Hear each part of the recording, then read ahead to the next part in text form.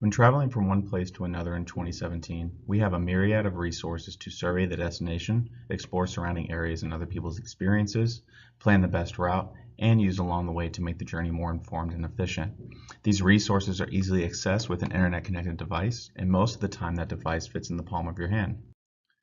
Conducting research for basically anything follows a fairly linear path, and to go from idea to final product, you must seek resources, gather information, and compile that information into a final product.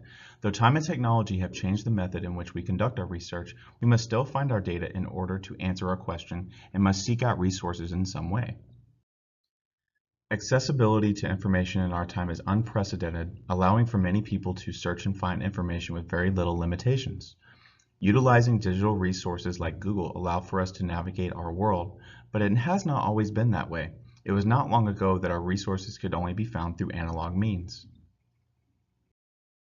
Most of us in this class can remember a time before digital resources, where there were major limitations placed on conducting research or analyzing information. First, you would have to find where the sources to aid your research are, and that would mean physically going to a library, searching through reference materials, indexes, and even the tedious card catalog system.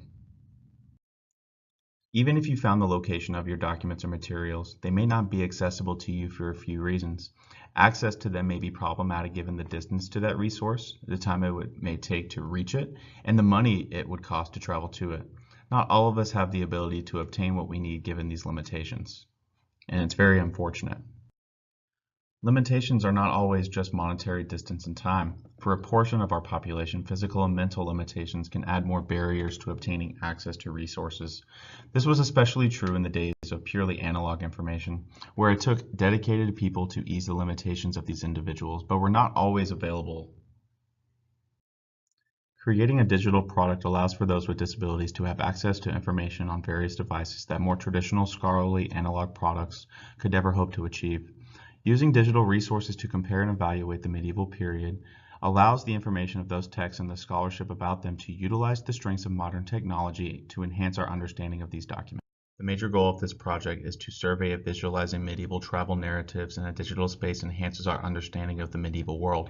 This project aims to create a product in which to visually survey the travel narrative of Ibn Fadlan and highlight his view of the world around him. Digitally visualizing his descriptions can aid scholars, students, and enthusiasts to more completely understand the medieval world and the point of view of those who lived in it. While Ibn Fadlan's account is not a set of directions with specific instructions, historians have traced his route according to his account. Utilizing technology to view this information allows us to survey the information more expeditiously. Compared to traditional surveys of information, digital resources allow for greater access to information and allow for greater amounts of information to be analyzed at one time as well. Digital resources also remove the many barriers that I discussed, making the information obtainable to many individuals with varying levels of interest. While there are a multitude of primary and secondary source documents, maps, diagrams available online, often they are located in very different places, making it difficult to make the narrative coherent and even more difficult to visualize. Our project will not only provide a guided travel narrative of Ibn Fadlan using Google Earth Pro, it will also contain a how-to so that people can create their own project to visualize journeys of their own, using techniques like open source map rectification used in this project. All of this will be on our website. Another portion of the site provides a source analysis activity which centers on a specific account about Ibn Fadlan.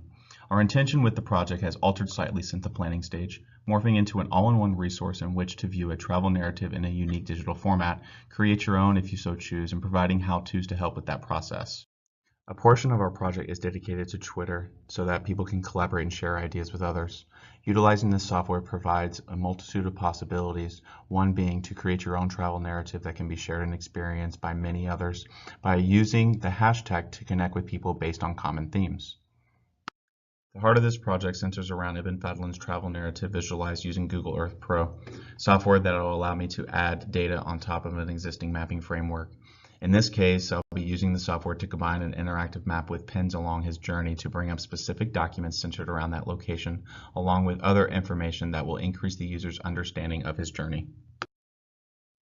It is our hope that people will see our example of medieval travel narratives using the pins to bring up ancillary information in a fairly easy to use mapping platform, giving them access to tutorials and how-tos and other options in which to share narratives that will almost give anyone with a compatible device the means to be able to create their own travel narrative. At the heart of this project is to see whether visualizing these narratives with our method will enhance the experience of the journey being depicted. Using the software and embedding documents and information along the path he took, we hope to increase the ability into which to access and process information relating to the narrative and therefore decrease the time spent collecting and searching for the materials. One specific contribution to this project is gathering of sources. First, I used the text and maps in the book pictured Ibn Fadlan in the Land of Darkness. This book was used in a previous medieval course here at UT Arlington and is a great resource on the specific traveler and others.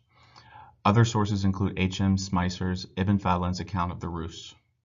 Another specific contribution of mine to this project is the map rectification using Ibn Fadlan's travel narrative map from the book to overlay onto a modern day map. This was a tedious aspect of this project for me, since the landscape can change as time moves on. It was important for me to be as precise as possible so that importing this into the software went smoothly with little to no error. My last specific contribution to this project was using Google Earth Pro to begin marking the path of Ibn Fadlan. Using this software, I will place the pins on his path and my partner will be placing primary source information, pictures, and other details at each pin. This will be the main part of our project and it will be able to be accessed through our website. Please let me know if there's anything I can do to improve my project. I would greatly appreciate any feedback if you have it. I hope you guys have a wonderful time creating your projects, and I look forward to seeing all of yours.